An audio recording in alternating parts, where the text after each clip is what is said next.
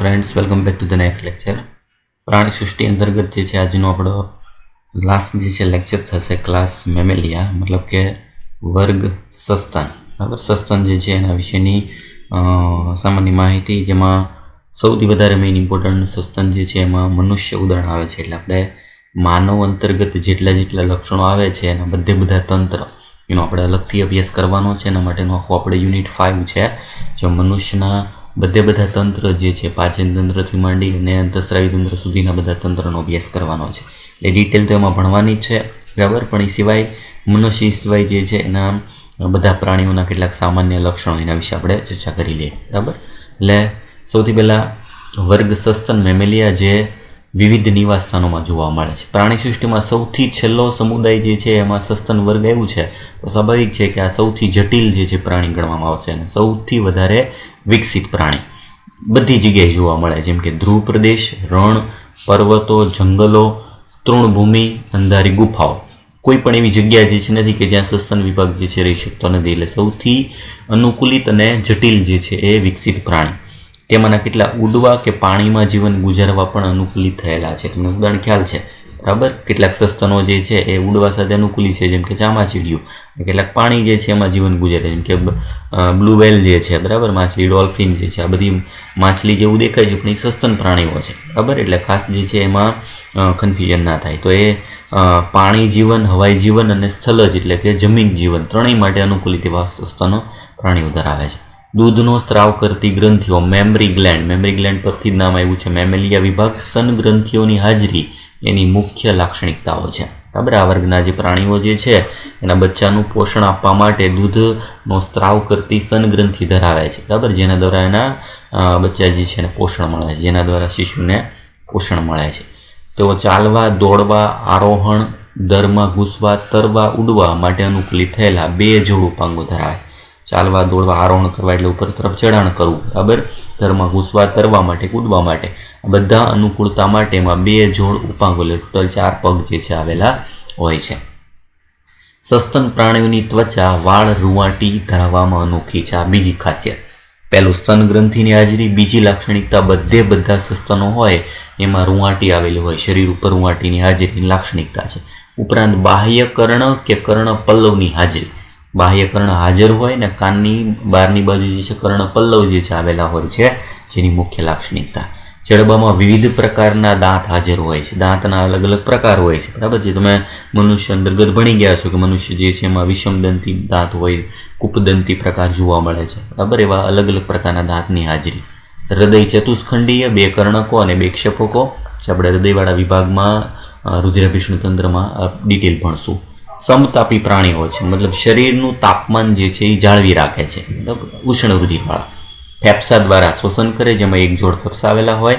લિંગભેદ જોવા મળે છે એટલે કે નર અને માદા બંને જે છે જુદા પડે છે અને અંતઃફલન દર્શાવે છે બરાબર, ફલન જે છે શરીરની અંદર।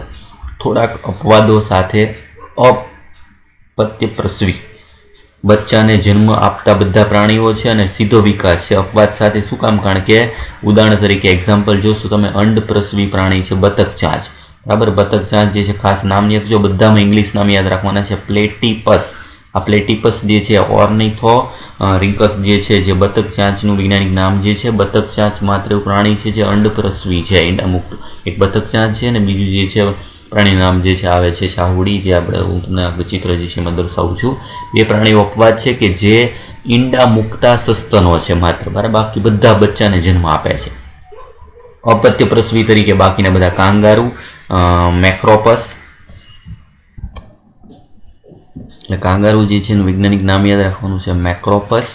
ચામાચીડિયું ટેરોપસ બરાબર, હવાઈ જીવનને અનુકૂલિત જે છે પ્રાણી। ઊંટ, કેમલ પરથી કેમુલસ, વાનર, મકાકા એ જ વાનરની જાતિ છે। ઉંદરમાં રેટ પરથી રેટસ, આ બધા એના વૈજ્ઞાનિક નામ છે।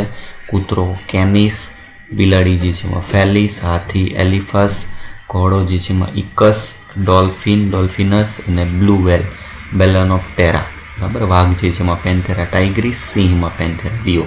બધા જે કાઉન્સમાં નામ આપેલા છે એ નામ ઇંગ્લિશમાં યાદ રાખવાના છે કારણ કે એના વૈજ્ઞાનિક નામને આધારે જે છે એના ઉદાહરણ પૂછાય છે બરાબર। એટલે દરેક જે છે વિભાગના અનુકૂલિત પ્રાણીઓ આપેલા છે। આકૃતિ જે ટેક્સ્ટ બુકમાં આપેલી છે સૌથી પહેલાં કેટલાક સસ્તનો જે છે એમાં બતક ચાંચ બરાબર છે, બતક ચાંચ માત્ર અંડપ્રસવી પ્રાણી બીજું છે કાંગારૂ, બરાબર, જે કોથળીધારી જે બચ્ચાને જે કોથળીમાં રાખેલું છે પ્રાણી, જે છે ચામાચીડીઓ, હવાઈ જીવનને અનુકૂલિત સસ્તન, અને જલદ જીવનને અનુકૂલિત એવું સૌથી મોટું જે છે કદની દ્રષ્ટિએનું સસ્તન પ્રાણી બ્લુ વ્હેલ, બરાબર. ઉપરાંત કેટલાક ઉદાહરણ જે છે આગળ જેવા છે એના ચિત્ર દર્શાવે છે. આગળ આવ્યું છે પ્રમાણે બતક ચાંચ, બરાબર, જેમાં બતક જેવી ચાંચ જોવા મળે છે, એના પરથી એનું નામ બતક ચાંચ પડેલું છે. અને ઈંડા મુક્તો અંડપ્રસવી સસ્તન પ્રાણી, બરાબર. બીજું છે એવી રીતના પ્રાણી જે છે કોથળીધારી પ્રાણી જે છે, જેમ કાંગારૂ કોથળી ધરાવે છે એની જેમ એવી રીતના વિભાગ જે છે એમાં આવતું પ્રાણી બીજું છે ઓપોઝમ. ઓપોઝમ જે છે ઉંદર જેવું દેખાતું નાનું સસ્તન પ્રાણી છે, બરાબર, એક્ઝેક્ટ ઉંદર જેવું દેખાતું સસ્તન પ્રાણી છે. જલદ જીવનને અનુકૂલિત જે છે પ્રાણીમાં ડોલ્ફિન, બરાબર, અને જેમાં આગળ કીધું હતું પ્રમાણે બતક ચાંચની જેવું ઈંડા મૂકતું બીજું પ્રાણી શાહુડી અથવા કીડીખાઓ જે છે કાંટાયુક્ત કીડીખાઓ જેવું દેખાતું, જેમાં શરીર ઉપર કાંટા જે છે જોવા મળતા હોય છે, બરાબર, એટલે આ પ્રાણી. ઉપરાંત સૌથી વિશાળ કદના જે છે સૌથી મોટા કદનું જે છે જો કોઈ પ્રાણી હોય સસ્તન તો છે બ્લુ વ્હેલ, બરાબર. બેલેમ્પ્ટેરા મસ્ક્યુલસ વૈજ્ઞાનિક નામ છે, જેની લેન્થ અંદાજે 29.5 મીટર, બરાબર, 30 મીટર જેટલી અંદાજે જે છે એની લંબાઈ આવેલી અંદાજ આપેલું છે. જો અહીં જે એલિફન્ટ દર્શાવેલો છે એની સરખામણીમાં એનું કદ એ મનુષ્ય જે છે દર્શાવેલું છે. તો આટલા કદ જે છે જેટલું ખાલી એની પૂંછડી એટલા ભાગમાં હાથી આવી જાય એટલા મોટા કદનું વિશાળ પ્રાણી છે. એની જે બીજી જે છે એમાં વિવિધતા ધરાવતું ભાગ બ્લુ વ્હેલ જેવો ભાગ છે સ્પર્મ વ્હેલ, બરાબર. ફાઇસેટર કેટાડોન જે પણ મોટા કદનું જે છે માથું ધરાવતું જે છે સૌથી મોટું વિશાળ દરિયાઈ છે પ્રાણી, એમાં પણ કદની અનુલક્ષીને દ્રષ્ટિએ આવ્યું છે જે અંદાજે છે 19 મીટર જેટલી લંબાઈ ધરાવતું એક જલદ જે છે સસ્તન પ્રાણી, બરાબર. એટલે સૌથી મોટામાં મોટા કદનું સસ્તન પ્રાણી હોય જલજમાં તો વ્હેલ આવશે, અને સ્થલજમાં હોય તો આવશે હાથી, જે સ્થલજ સૌથી મોટા કદનું સસ્તન પ્રાણી તરીકે આપણે લઈ શકીએ, બરાબર. આ થઈ ગયું ટેક્સ્ટ બુક પ્રમાણે રિલેટેડ. હવે એના પછી એક્સ્ટ્રા જે ભાગ ઉમેરવાનો છે એ જોઈ લઈએ ફટાફટ. જો વર્ગ સસ્તન, તો સૌથી પહેલો કેનોજેક યુગ એ સસ્તનનો સુવર્ણકાળ છે, જેમાં આગળ ડેવોનિયન કાળ જે છે આવી ગયો છે, બરાબર, પર્નિસિન યુગ આવેલું છે. અલગ અલગમાં સસ્તનોનો સુવર્ણકાળ તરીકે ગણાતો ભાગ કેનોજેક યુગ. સસ્તનનો અભ્યાસના નામ આપ્યું છે મેમલ્સ પરથી. જે માદાના બચ્ચાને પોષણ જે છે માદાના બચ્ચાના પોષણ માટે સ્તન ગ્રંથિની હાજરી એની લાક્ષણિકતા. એક પણ અપવાદ વગર બધા સભ્યોમાં ઉરોદર પટલ હાજર હોય છે. આ ખાસિયત, દરેક સસ્તન જે છે એમાં ઉરોદર પટલ હાજર હોય, જે ઉરસ અને ઉદરના વચ્ચેના ભાગમાં આવેલું હોય. જે મળોત્સર્ગ, બરાબર, મળ નિર્માણ જે છે કરવાની અને ત્યાગ કરવાની પ્રક્રિયા, શ્વાસોશ્વાસની, મૂત્રત્યાગની અને બાળ પ્રસવ બચ્ચાને જન્મ આપવાની પ્રક્રિયામાં મદદ કરતું એક અંગ છે ઉરોદર પટલ. શરીર પર રૂંવાટીની હાજરી આવી ગયો આગળ.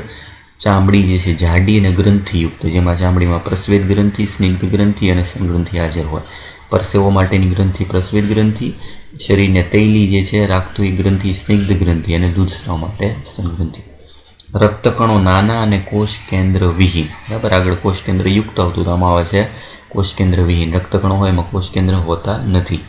ગરદન, ગ્રીવા જે છે એમાં 7 કશેરુકા, બરાબર, મતલબ કે જે ગરદનવાળો ભાગ હોય એમાં કશેરુકા એટલે મણકા, 7 મણકા જે છે મોટાભાગના બધા સસ્તનો જે છે એમાં આવેલા હોય અપવાદને બાદ કરતા.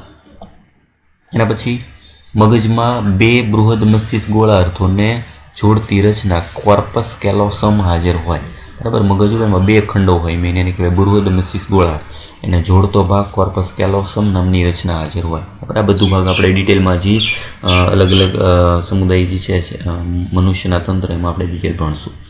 મસ્તિષ્ક ચેતાઓની 12 જોડ, અંત પ્રકારનું ફલન અને જે અંડવાહિનીમાં થાય છે, બરાબર. ફલન જે છે મોટાભાગનું બધું અંડવાહિનીની અંદર જોવા મળે, જેમાં મોટાભાગના પ્રાણીઓ અપત્ય પ્રસવી છે, બચ્ચાને જન્મ આપે છે. અપવાદ તરીકે પ્રોટોથેરિયન્સ, બતક ચાંચ, શાહુડી છે, ઈંડા મૂકતા સસ્તનો છે. આ ખાસ ઇમ્પોર્ટન્ટ યાદ રાખવાનું છે, બતક ચાંચ જે અપવાદ છે. હવે જોઈએ ને આપેલા જે એક્ઝામ્પલમાં મુખ્ય 3 સમૂહોમાં સૌથી પહેલું પ્રોટોથેરિયા. પ્રોટો મતલબ કે સૌથી જૂના ઈંડા મૂકતા પ્રાથમિક કક્ષાના સસ્તનો, જેમાં સનગ્રંથિઓમાં નિપલ હોતી નથી, બરાબર. જેમાં નર અને માદા બંનેમાં સનગ્રંથિ સક્રિય હોય અને બાળકના પોષણ માટે દૂધનો સ્રાવ કરે. યાદ રાખજો, બંનેમાં સક્રિય સનગ્રંથિ ધરાવતી જે છે એ પ્રાણી પ્રોટોથેરિયા. કર્ણપલ્લવ ગેરા છે, બાહ્ય કર્ણ હોય પણ કર્ણપલ્લવ જે છે એમાં હોતું નથી. એક્ઝામ્પલ બતક ચાંચ, પ્લેટિપસ, સરીસૃપ અને સસ્તનને જોડતી કડી છે. યાદ રાખજો, જેમાં સરીસૃપના લક્ષણો છે, ખસડાઈને ચાલે છે, બરાબર, અને સસ્તનના લક્ષણો પણ છે, બરાબર. એકમાત્ર ઈંડા મુક્ત પ્રાણી. એ કીડીના અથવા શાહુડી કાંટાયુક્ત કીડી ખાવ જે આગળ ચિત્ર દર્શાવે એ પણ ઈંડા મૂકતું સસ્તન પ્રાણી. બીજો વિભાગ આવે છે મેટાથેરિયા, બરાબર. માર્સુપિયલસ મતલબ કોથળીધારી સસ્તનો, જે પ્રાણીઓમાં શિશુધાની તરીકે જાણીતી ઉદરીય કોથળી જોવા મળે છે. મતલબ કે તે અપુખ્ત બચ્ચા હોય અને પુખ્તતા સુધી પહોંચવા માટે જે છે એનો વિકાસ કરતી એક કોથળી એવી રચના, એટલે નામ આપ્યું છે કોથળીધારી સસ્તન. ઉદાહરણ તરીકે કાંગારૂ, ઓસ્ટ્રેલિયન પ્રાણી જે કૂદકામે પ્રચલન, કૂદકા મારતું ચાલે છે. બીજું જે છે એ છે ઓપોઝમ.